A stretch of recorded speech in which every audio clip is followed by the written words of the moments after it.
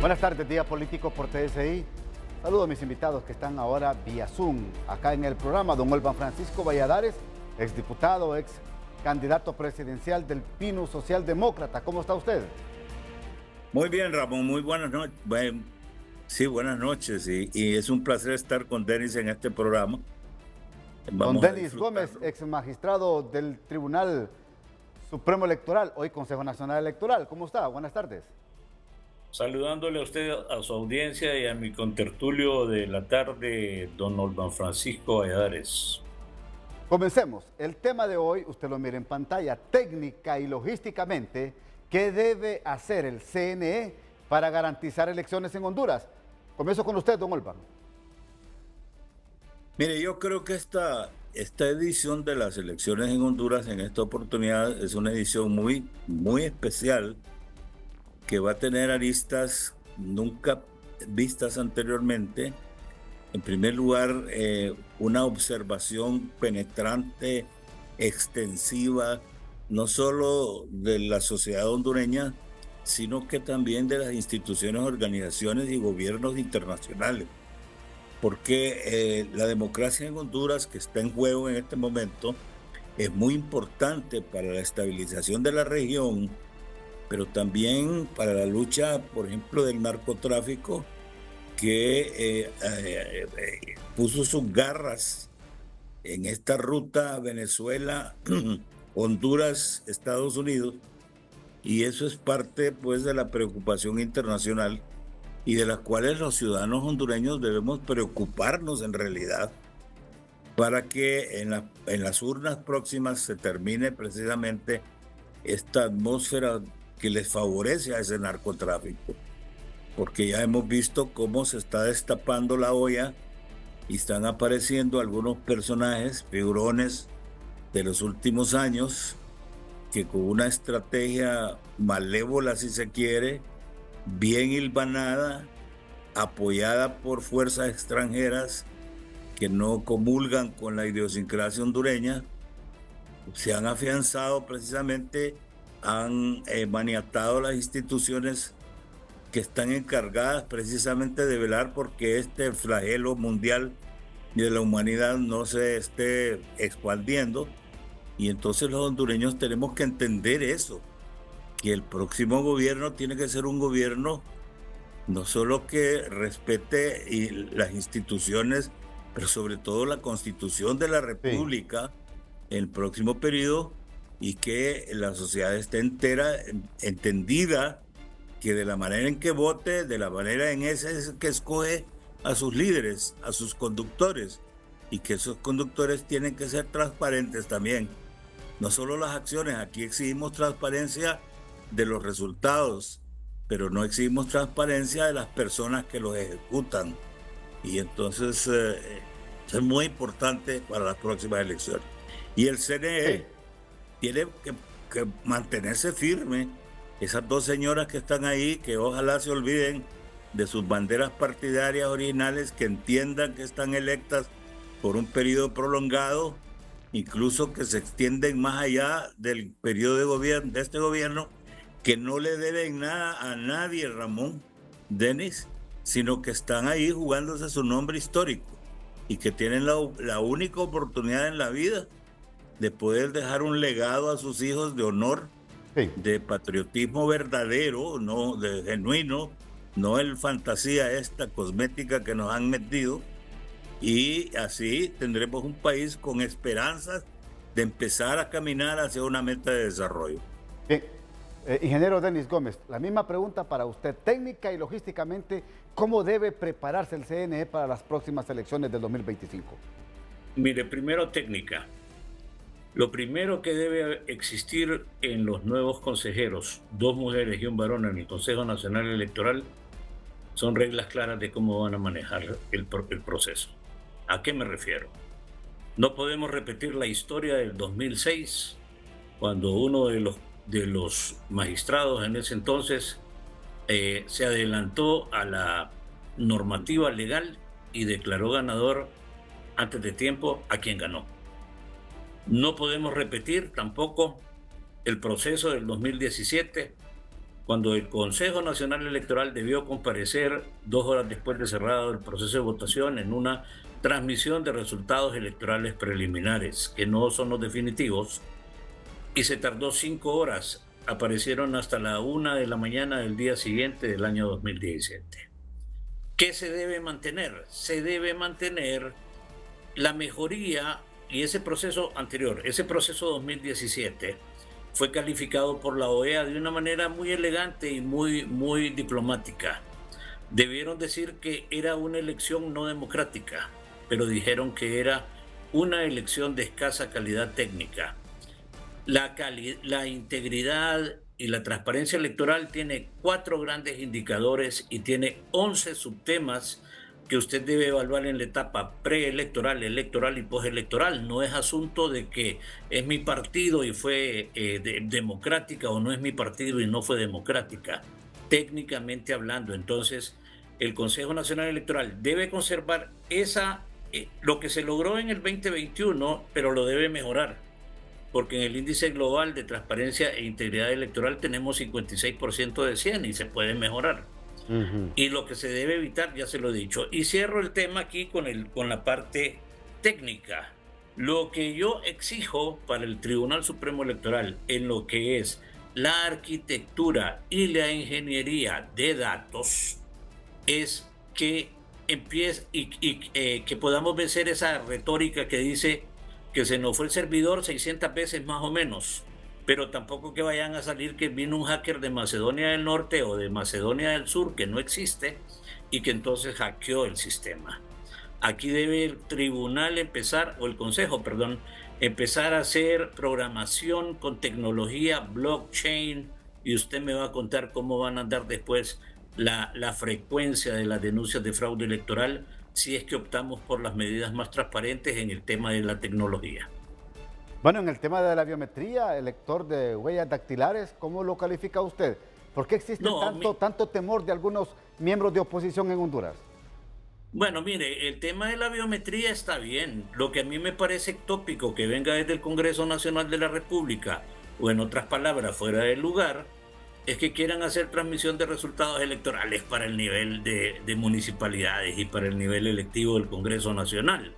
Me parece que está fuera de orden, fuera de lugar, pero como desde la ruptura del golpe de Estado del Ejecutivo, como lo nombró la Comisión de la Verdad y la Reconciliación, obviamente cuando se empezaron a hacer todas aquellas enmiendas que tenían que darle al ente golpeado algunas cosas, se convirtieron prácticamente en algunos caprichos que se quieran manejar, y esos caprichos, Ramón, van a ser posibles, técnicamente viables o no técnicamente viables, sí, si cuentan con 86 votos, y a la hora, fecha y día en que estamos en su programa, no creo que los tengan. Pero, la misma pregunta para don Olman, pero me contesta después de la pausa, porque yo no sé por qué hay temor en cuanto al tema de la biometría o en la contratación, bueno, en la contratación de las empresas que van a manejar la TREP, sin duda alguna, debe de interesarnos a todos. Eso es un tema que debe de interesarnos a todos.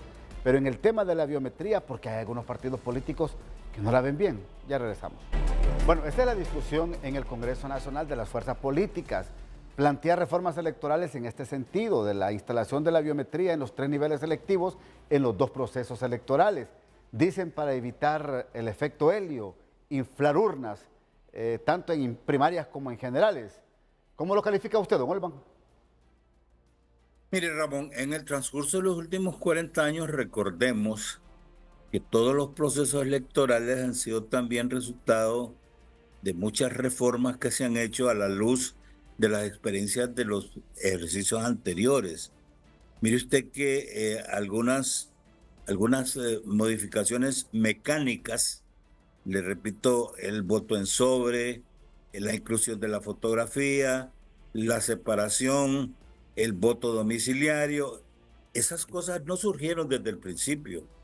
Y muchos de nosotros, incluyendo Denise aquí en la pantalla, participamos precisamente en la implantación de esos nuevos mecanismos que vinieran a solventar los problemas anteriores y a bajar precisamente el nivel de crítica que había y de condenación del mismo proceso por los mismos hondureños.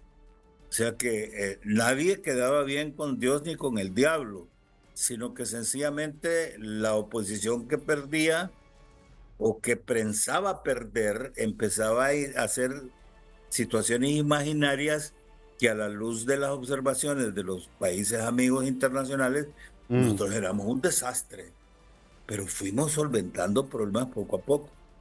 Lo que a mí me preocupa en esta oportunidad es que querramos dar saltos de canguro en el sentido de ponernos a tono con los adelantos tecnológicos modernos y que todavía hagamos por un lado, minimicemos la importancia que tienen otros factores paralelos.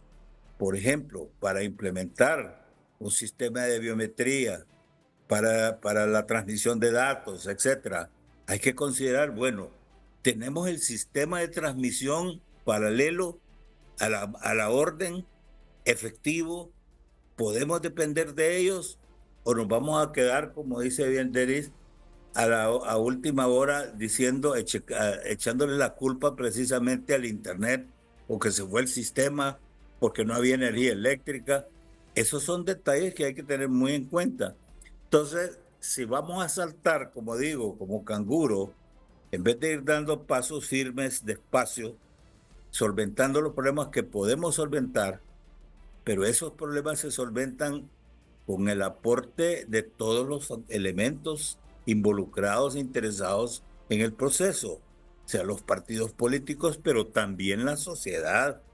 Hay que darle espacios porque la sociedad es la que tiene la capacidad de hacer señalamientos puntuales desde fuera de la arena, fuera del circo, para que los muchachos de la película puedan mejorar sus actuaciones políticas dentro ya de lo que es el escenario político electoral.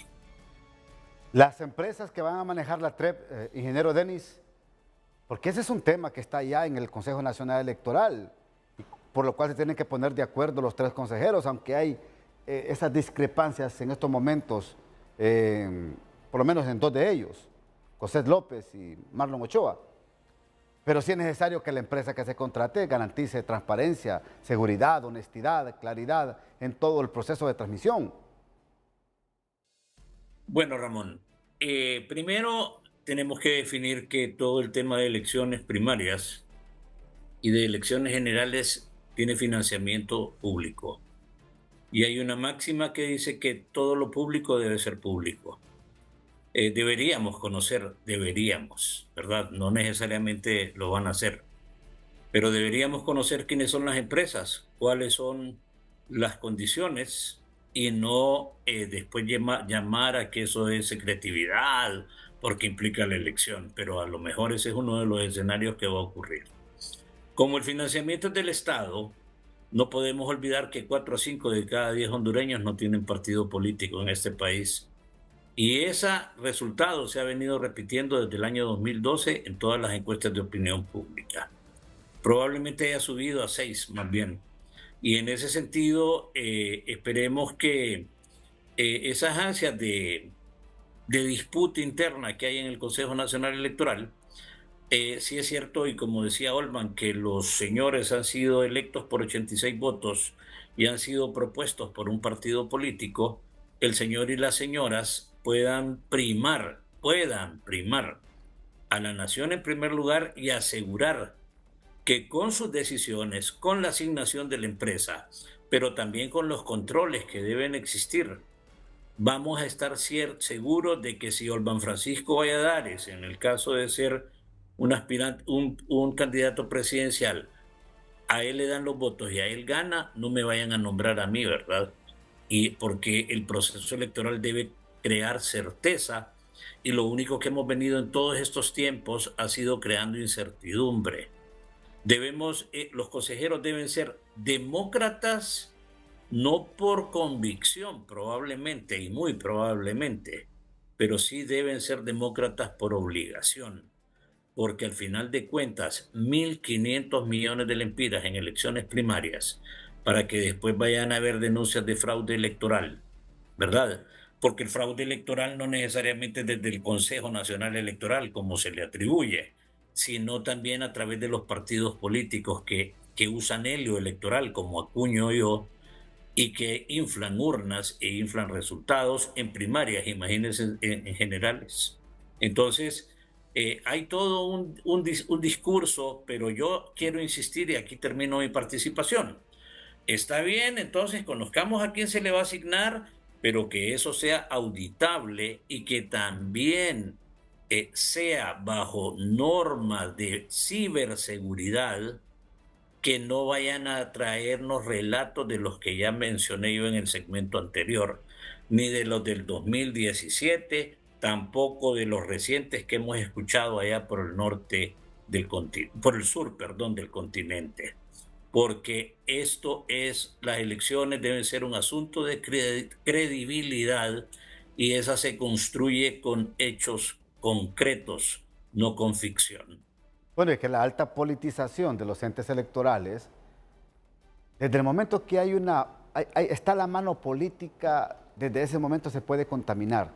Eso es lo que opinan muchos. Pero yo creo que también tienen la oportunidad los funcionarios de reivindicarse ante el pueblo hondureño y también mostrar que tienen una actitud diferente, don Olvan. Sí, tiene razón. Mire, la verdad es que el elemento principal en la credibilidad de todo este proceso no está en los mecanismos, no está en los componentes materiales. La verdad es que está precisamente en la calidad humana de las personas que dirigen el proceso. No nos engañemos, las personas que han sido nombradas en el Consejo Nacional Electoral tienen que demostrarle al pueblo que su valía para haber ocupado sus puestos. Mire, lastimosamente perdimos el sentido de los valores de hace mucho tiempo. Sin embargo, debemos recordar que allá en los 80 y los 90 había más disposición de diálogo y de entendimiento, y había unos ingredientes superiores de respeto entre las dirigencias políticas. Yo fui partícipe de una cantidad de decisiones que se tomaron entre las direcciones de los 4 partidos políticos que bregábamos en aquel tiempo. Y sin embargo lo hicimos precisamente pensando primero en la estabilidad del país, en la credibilidad del proceso, en la obligación de cumplir con las reglas, leyes y sobre todo con la Constitución de la República.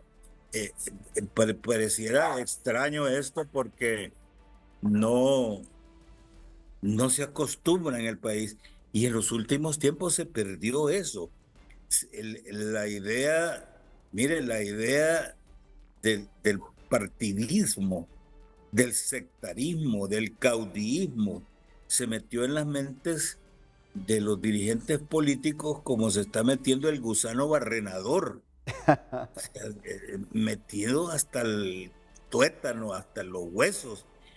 Está matando la democracia eso. Y está nada más en las manos del pueblo de ir poco a poco, pero sin prisa, pero sin pausa, depurando precisamente esos partidos políticos.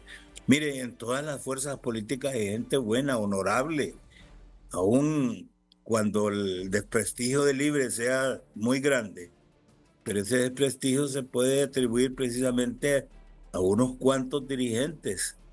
Pero en el Libre mismo hay personajes muy honorables, muy buenos, excelentes, sí, que piensan diferente. Sí, bueno, piensan diferente, pero eso es su derecho. Pero los partidos se han contaminado de tal manera que eso se transmite y se refleja precisamente en la credibilidad del pueblo hondureño. Yo creo que esperamos todos, ustedes, la prensa, los medios, los colegios profesionales, el ciudadano común y corriente, espera que le brindemos un ejercicio electoral puro, transparente, que no sea moderno, no importa que no podamos alcanzar en este momento todos los beneficios de la tecnología, pero que sea con honestidad. Si contar a mano puede tener la misma efectividad y la misma transparencia que contar a máquina. Ok. siempre y cuando las personas asuman esa responsabilidad. Segunda pausa, ya regreso en Día Político por TSI. Bien, tengo 1 minuto 30 para cada uno para una conclusión general, por favor, sobre lo que vamos a vivir los hondureños marzo y noviembre del 2025. Vamos rumbo a elecciones, ¿verdad, ingeniero Denis? Sí, deben realizarse las elecciones primarias e internas, pero no podemos olvidar que la elección primaria interna es el caldo de cultivo para las denuncias de fraude electoral en el país. Si yo no gano fue porque Olban me hizo fraude de entrada. Y esa denuncia de fraude electoral es común entre la izquierda y entre la derecha, y peor, en primarias entre ellos mismos, ¿verdad? Y cierro pensando, haciendo eco de un pensamiento de un funcionario alemán, canciller en su momento, Otto von Bismarck. Nunca se miente tanto como antes de las elecciones, durante la guerra y después de la cacería, Ramón y Olban. Y en ese sentido, pues esperemos que prime la patria, pero ese será un escenario probablemente el menos probable. Don Olvan Francisco. Ramón, yo creo que esta elección es muy especial.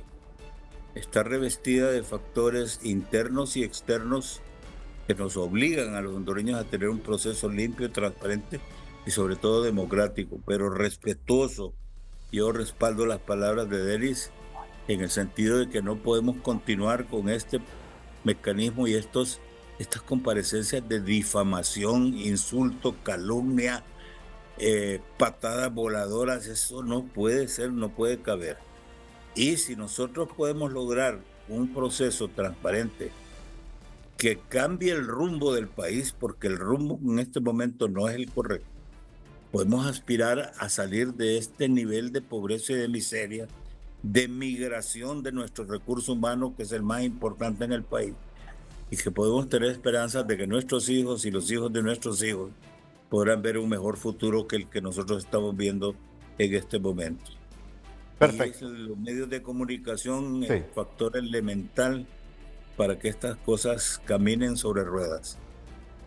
Gracias, don Olvan Francisco Valladares, exdiputado, excandidato presidencial, por estar con nosotros en el Día Político. Ingeniero Denis Gómez, ex magistrado del Tribunal Supremo Electoral, hoy Consejo Nacional Electoral, con nosotros también esta tarde. A todos, gracias por su sintonía, que pasen una feliz noche.